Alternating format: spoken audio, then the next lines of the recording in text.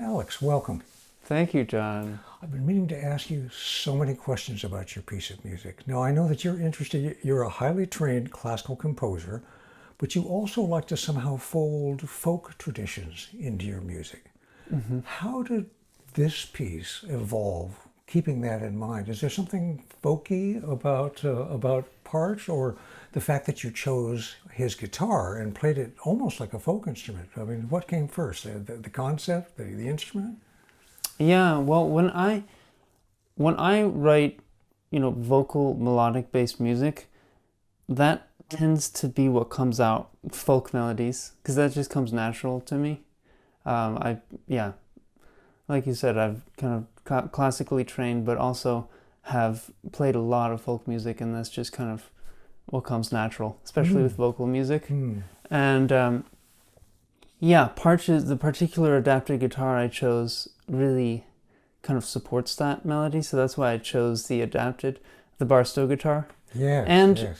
And I've actually never got to play that guitar in the Partch Ensemble. I've played the other two adapted guitars, so I kind of wanted a sort of an excuse to... You finally had your chance, right? Yeah. Now, the other instrument, that's a very interesting choice. Now, you've got a cello with there and another human voice, right? But the Gourd Tree, what an interesting thing. Now, what made you choose that? It sort of really relates to the meaning of the text to me. The text is the first verse of the Tao Te Ching. And I thought the Gourd Tree, with its sort of, the sort of magic of the Gourd Tree is when you take your time and listen to the Gourd Trees ring out, And there's something about the text that kind of asks for that in the music, I think.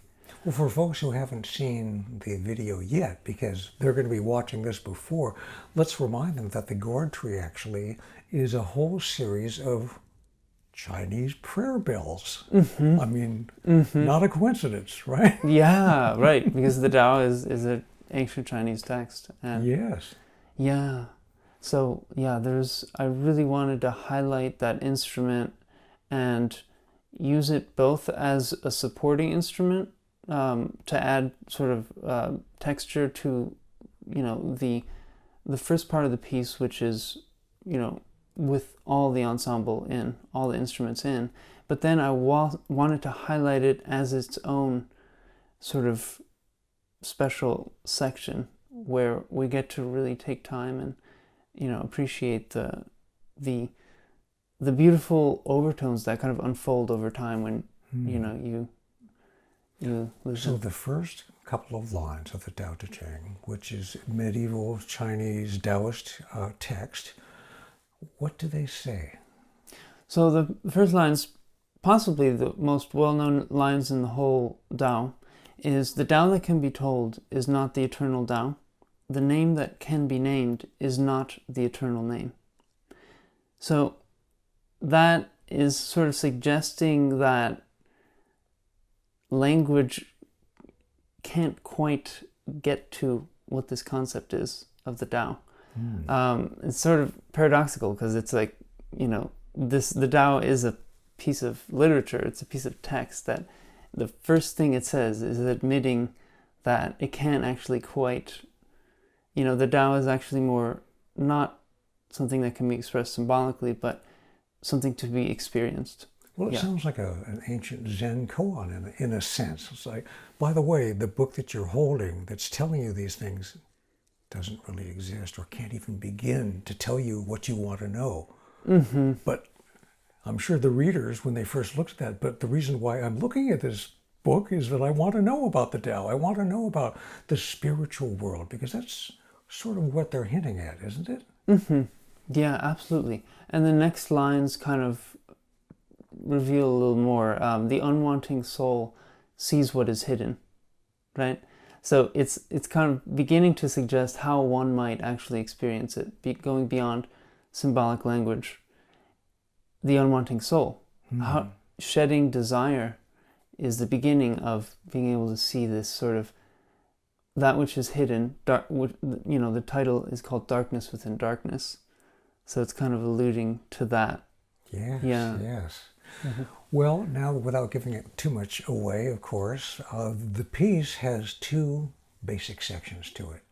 There's the song at the beginning. You're strumming, you're singing, the cello comes in, there's a nice dum, da, dum, da, dum, and then there's an undercurrent that's sort of pulsing and you're not quite sure what it is. And then your eyes tell you, because it's a video of the performance, there's somebody hitting some strange, what we now know are the Gourd Tree, the prayer bells. And then all of a sudden things start to slow down, and what is it? 2/3 of the piece, we go into the unknown. Yeah. Are we in the darkness that's within the darkness? Was that the concept? That's the concept. Yeah, absolutely. Yeah, the first part is a sort of exposition of the text, and then there is a little part in between that kind of transitions into the darkness, which is where Argenta, the vocalist, she sings vowels, and it's the point where the language kind of melts away, and then we start hearing the gourd trees more prominently, and then it just goes to solo Gourd Tree. And the Gourd Tree, as you say, it goes from quite metered to an unmetered feel. And yeah, part of that idea is to really shift the feeling of temporality, the feeling of time, hopefully shifts at that moment. And there isn't there anymore. there you go. There you go. Well, it's interesting because that transition, she is singing words, as you mentioned, and then she becomes vowels, which is, so in other words, words are turned into, they're starting to transform to a transmogrify or whatever you want to call it, and then off we go. How do you write down what the percussionist is supposed to do? Because he's doing some really fancy work. Yeah. Well, I wrote the Gourd Tree solo by playing the Gourd Tree myself.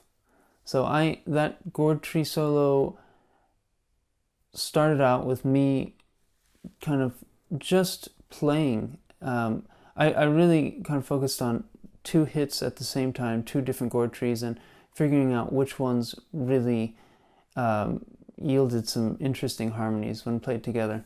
So I kind of did that research and then did a series of improvisations myself, recorded them, and then retranscribed my own playing, which is itself a nice way of sort of polishing the improvisations. Yes, yes. And so it goes through these these different processes of like improvisation, transcription, and then I give it to Matt, and he learns that, and then he puts his own. So there's there's all these sort of steps to that. We're not really sure, but it's thought that Partch worked in exactly the same way. He built these instruments, and he must have been just improvising on them because, well, you've played so many of his instruments. People on the outside think, oh my God, that must be so difficult. But actually, he writes very idiomatically. He writes things that are physically easy to play, which tells me, he was playing and said, okay, I'll take that. And then wrote it down, sculpted it, made it into a composition. And so the meta-narrative sort of takes over after that. So you were pretty much going through the same process. Oh, that's cool. I didn't realize that. But now that you say that, it absolutely makes sense. Because, yeah, I've had that experience playing the Partch instruments as well. There's something really idiomatic about how he writes. Of course, I mean, he freaking invented all the instruments. So now, you're a guitar player, and you've been playing normal guitars your whole life, meaning that the frets are all in the normal place. And when the video begins, you're sitting there strumming guitar, and the audience all of a sudden realizes those frets, they look very strange. Yeah. How much time did you have to spend with that instrument to figure out where to put your fingers? Oh, yeah. That is one of the hardest adapted guitars to play because the frets are very close. There's not a lot of room for error. So, yeah, I Definitely it was a learning curve because that was my first time playing that instrument, and I sort of really liked the septimal harmony I used based on the seventh harmonic. Was a sort of the groove that I play is basically like a open fifth and a septimal seventh, which is just flatter than a typical seventh interval that you would hear on a piano. It was 30 cents, a little more than 30 cents flatter. So that was the sort of basis for the first part that helped me vocally. Argenta and I, that was the sort of anchor for us because we sing that interval as well. I was going to say you guys lock into it very strongly, and it's kind of a mystical interval too. It says we're not in Kansas anymore. Yeah. So you explored. You found those sevenths in different places, or I mean, is it in a key, or is there modulation? How do you handle all the things that one would normally do with a guitar?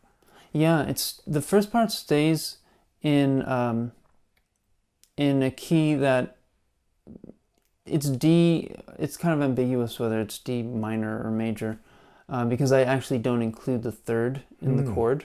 It's just a fifth, root fifth, and seventh. So I kind of like that ambiguity. And yeah, there's some other intervals that are more like 5-limit and 3-limit intervals that are pure fifths and thirds that I liked, that kind of helped anchor the vocals, do more extended harmonies. And of course, that's exactly what was happening in the cello part too, because the cello can find those notes, and Derek was listening to those notes and tuning, because everything is in those pure intervals, isn't it? Yeah, absolutely. Yeah. And the Gourd Tree as well, because it sings along with you in the opening section. Is it also tuned in the same way that the frets are and the cello is and your voice is?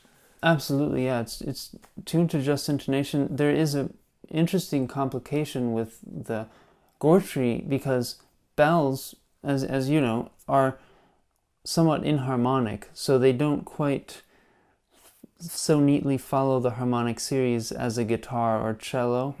So they're kind of semi-pitched. You can hear a pitch, but it's not bang. Right. So yeah, there's very specific ratios, intervals associated with each of the 12 bells in the Gourd Tree. Yes. But yeah, the actual spectrum of those bells are a little more complicated than the ratios kind of would have you think, you know? Which is cool because it adds this sort of ambiguous texture in the first section, and then in the second section you really get to listen into what that is, the sort of, you know, interesting overtones that don't quite follow the harmonic series. Did you get to the Tao? Well, I hope so. I hope the listener can get there. Well, let's try it. Let's explore the darkness within darkness. Thank you, Alex. Thanks, John.